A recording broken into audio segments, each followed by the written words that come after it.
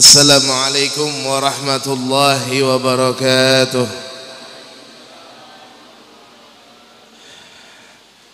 Alhamdulillah, alhamdulillahi rabbil alamin.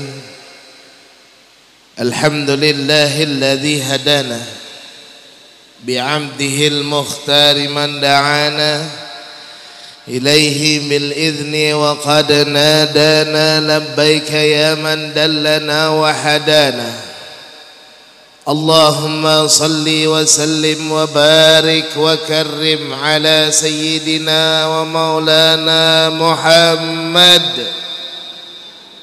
مفتاح باب رحمة الله عدد ما في علم الله صلاة وسلاما دائمين بدوام ملك الله وعلى آله وصحبه ومن والاه ولا حول ولا قوة إلا بالله العلي العظيم رب اشرح لي صدري ويسر لي أمري واحلل عقدة من لساني يفقهوا قولي أما بعد.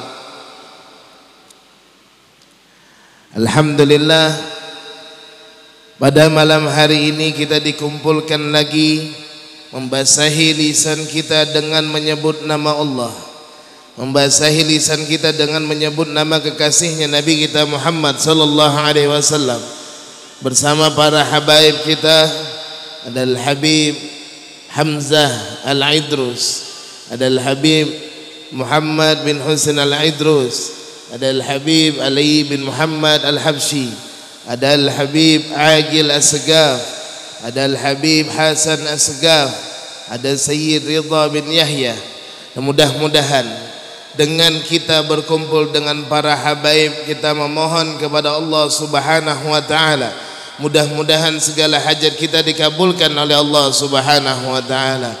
Hajat-hajat dunia, keinginan-keinginan kita dikabulkan oleh Allah Subhanahu wa taala. Hajat akhirat diampuni segala dosa oleh Allah Subhanahu wa taala. Mudah-mudahan segala dosa dan kesalahan kita diampuni oleh Allah Subhanahu wa taala berkat kita berkumpul dengan para habaibnya, dengan para turunan atau cucu Nabi Muhammad sallallahu alaihi wasallam.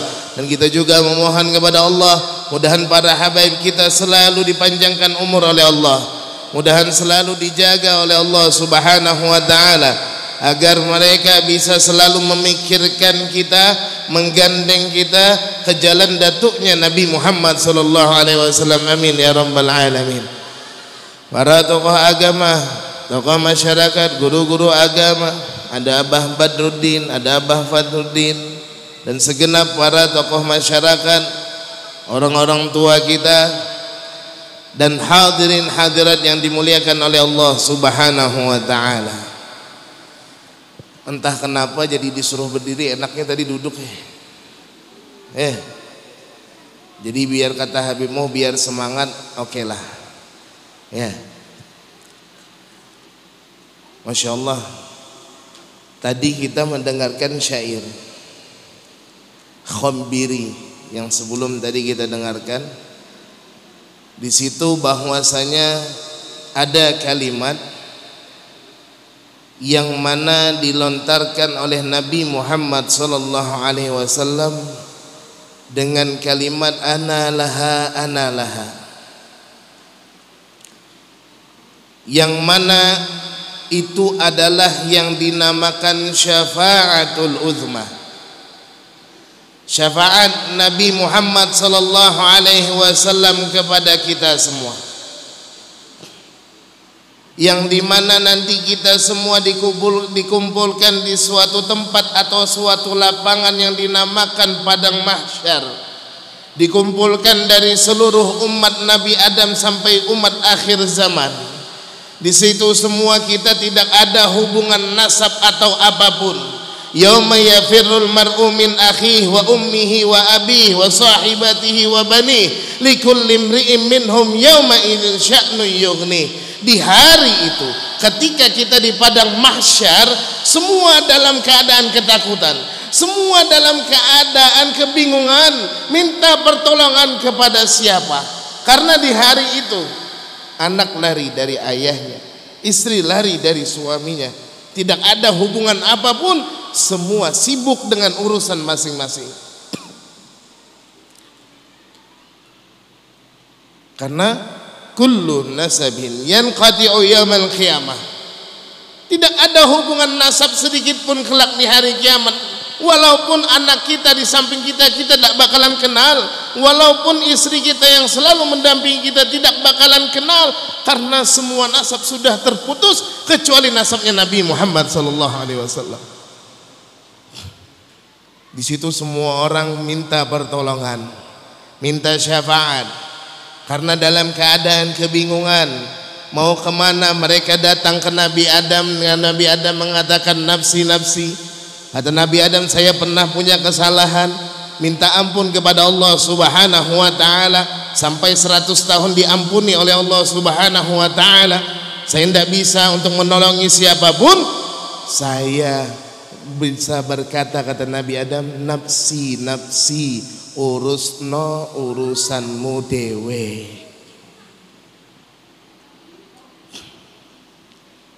Urusi hidupmu masing-masing. Aku tidak bisa memberi pertolongan. Semua akhirnya berbondong-bondong ke Nabi Nuh, sampai semua para nabi. Singkat cerita sampai kepada Nabi kita Muhammad.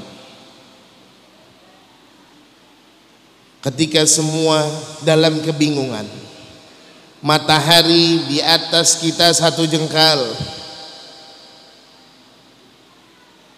ada yang tenggelam dengan keringatnya semata kaki, ada yang selutut, ada yang sepinggang, ada yang sebahu, bahkan ada yang mereka tenggelam sama sekali dengan keringat mereka sendiri. Tergantung amal ibadah kita di dunia, tergantung bagaimana sholat kita, tergantung bagaimana amal soleh kita, tergantung bagaimana keseharian kita dengan Allah. Hadir majlis kah atau enggak, sholatnya belang kambingan kah apa belang macan atau belang-belangan lah, yang penting jangan belang oren, karena oren meresahkan.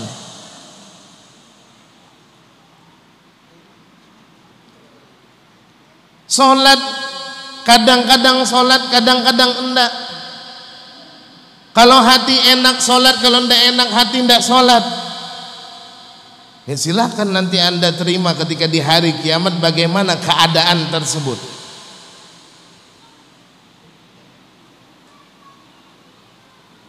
Sa'ah wa sa'ah, sholatnya wa mahyaya wa mamati. Kadang-kadang mau sholat, kadang-kadang enggak, tapi mintanya banyak, ya Allah surga ya Allah.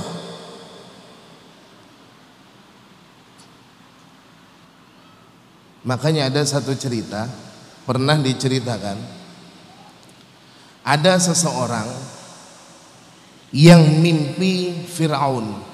Tahu Fir'aun? Tahu Fir'aun? Tahu Fir'aun? Di mana kenal?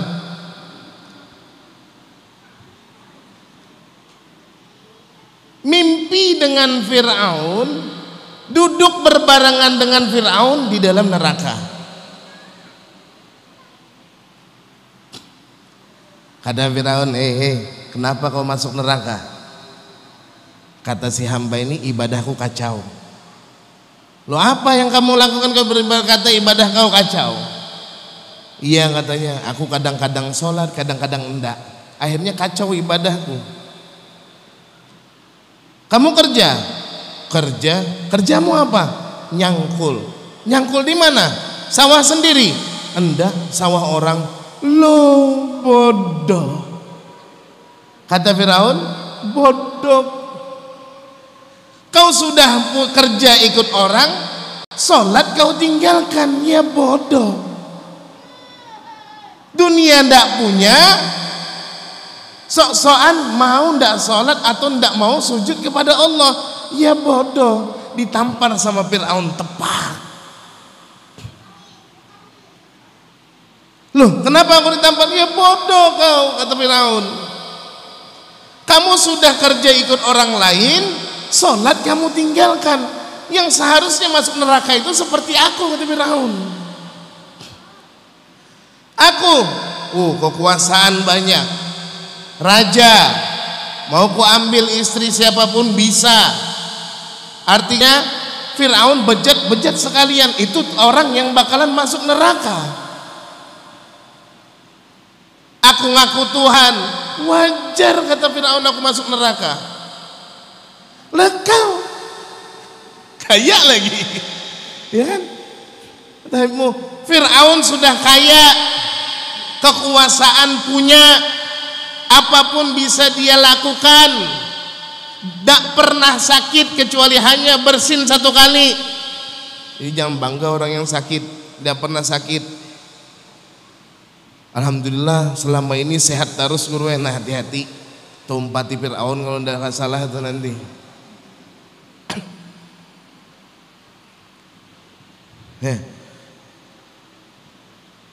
Bodoh kata Fir'aun, aku punya segala-galanya tapi aku berpaling dari Tuhanmu, wajar masuk ke neraka. Lah kau kaya enggak, hidup penuh hutang.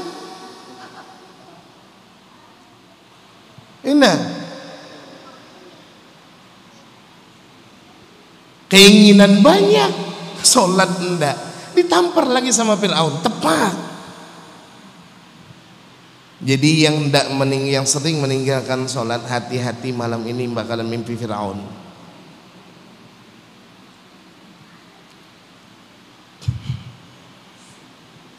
Itulah sholatnya wa maya wa mamati, ya di akhirat ya akan didapatkan entah sebagaimana. Dan kita semua di situ akan meminta syafaat kepada Nabi Muhammad, minta pertolongan kepada Nabi Muhammad sallallahu alaihi wasallam. Sehingga Rasulullah sallallahu alaihi wasallam sujud dengan keadaan lama. Sampai ada kalimat dari Allah Subhanahu wa taala, ya Muhammad irfa rasa wasal tu'ta washfa' tushaffa. Wahai Muhammad, irfa rasa, angkat kepalamu, kamu sering sujud sudah wahai Muhammad. Cukup engkau sujud di dunia untuk umatmu, untuk para kekasihmu. Ngapain kau di akhirat masih sujud? Yang disujudkan ini muka-muka kita semua ini untuk meminta pertolongan di hadapan Allah. Minta kata Nabi, kata Allah, angkat kepalamu, minta akan kuberikan. Syafaati, berilah pertolongan siapa yang kau akan beri pertolongan. Syafaati mereka. Makanya kalimat Nabi Muhammad, ana laha, aku yang akan memberi syafaat kepada kalian. Mudah-mudahan kita mendapatkan syafaat Nabi Muhammad sallallahu alaihi wasallam. Makanya syafaat itu banyak. Ya, ada syafaat nanti yang mana syafaat tersebut orang yang akan di surga di bawah akan dinaikkan ke surga paling atas. Itu syafaat dari Nabi Muhammad sallallahu alaihi wasallam. Ada juga syafaat Nabi Muhammad nanti kelak daripada orang-orang yang ibadahnya abu-abu yang seperti tadi, wa mahyaya wa mamati lillahi rabbil alamin, ya seperti itu ibadahnya, dia akan juga diberikan syafaat oleh Nabi Muhammad sallallahu alaihi wasallam. Ada juga yang mengatakan syafaatnya itu apa? Kalimat yang kita ucapkan ikhlas di hati kita menyebut la ilaha illallah Muhammadur Rasulullah sallallahu alaihi wasallam, itu yang akan memberikan timbangan kita yang akan banyak di sisi Allah Subhanahu wa taala, dicatat dengan amal baik yang memenuhi semua timbangan. Ya, makanya ada cerita di kalangan para ulama itu ada namanya hadis kartu. Ya, yang dikenal dengan hadis bitogoh. Hadis bitogoh ini bukan kartu BPJS atau kartu prakerja lain. Ya, kartu yang akan menyelamatkan kita di hari kiamat kelak di mizannya Allah Subhanahu wa taala.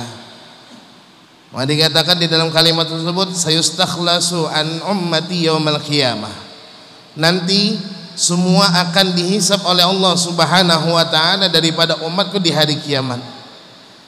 Ada seorang hamba yang dia itu dikatakan catatan amal jeleknya lebih banyak, catatan amal baiknya hanya 1 jilid. Kalau diibaratkan tuh 99 amal catatan amal kejelekan, satu jilid itu catatan amal kebaikan. 99 tersebut ketika itu ditanya oleh Allah Subhanahu wa taala, wahai hamba, katanya, apakah engkau punya alasan kenapa engkau mempunyai 99 kejelekan sedangkan kebaikanmu cuma 1? Kata si hamba ini, la ya Rabb, tidak wahai Allah, tidak wahai Allah. Kata Allah lagi, wahai hambaku, apakah aku bersalah dengan kesalahanmu ini? Aku memasukkan kamu ke neraka. Kata si hamba ini, la ya Rabb, tidak ya Allah, ini betul-betul murni kesalahanku. Sampai apa? Sampai pada akhirnya kata Allah Subhanahu wa taala, wahai hambaku, ada satu kertas yang bakalan memenuhi segala amal ibadahmu dan 99 kejelekan ini akan kuhapus. Apa itu?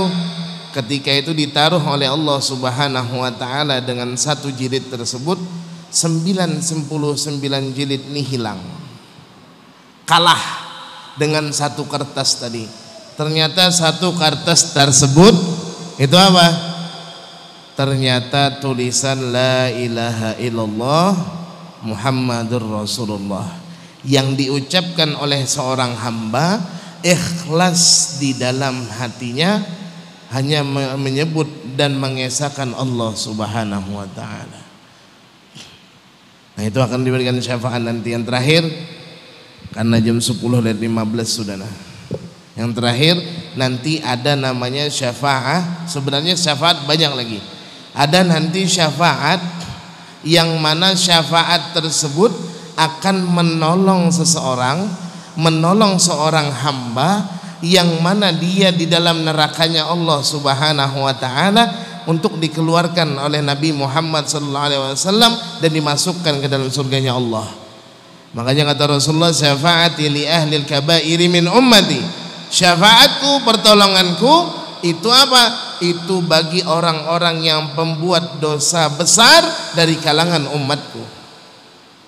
Maka dari itu nanti Nabi Muhammad masuk ke dalam neraka untuk mencari, mengambil daripada hamba atau umat Nabi Muhammad yang mana di dalam hatinya masih ada kalimat la ilaha illallah Muhammadur Rasulullah.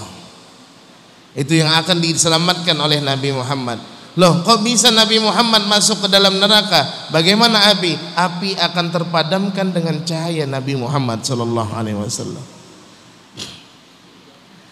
Sampai malaikat itu bertanya, wahai ya Rasulullah, wahai Muhammad, apakah engkau tidak tinggalkan satupun daripada umatmu di neraka? Kata Nabi Muhammad, enggak.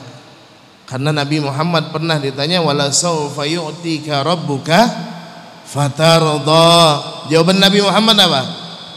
Kata Nabi Muhammad sallallahu alaihi wasallam, inni la arda wahidum min ummati dakhalan nar. Aku tidak redha satupun dari umatku masuk ke dalam nerakanya Allah Subhanahu wa taala. Allahumma shalli ala Muhammad sallallahu alaihi Muhammad. Alangkah beruntungnya kita punya nabi. Alangkah bahagianya kita punya nabi. Ayo sama-sama kita senangkan hati Nabi Muhammad. Sama-sama kita bahagiakan hati Nabi Muhammad dengan selalu menghidupkan sunnah-sunnah Nabi Muhammad dan duduk di majlis ilmu, duduk di majlis-majlis ilmu, zikir dan sholawat. Karena itu yang bisa menyenangkan hati Nabi Muhammad sallallahu alaihi wasallam. Itu saja, salah hilaf mohon maaf, minta halal, minta ridha, mohon maaf kalau ada kata-kata yang salah atau kurang berkenan di hati. Assalamualaikum warahmatullahi wabarakatuh.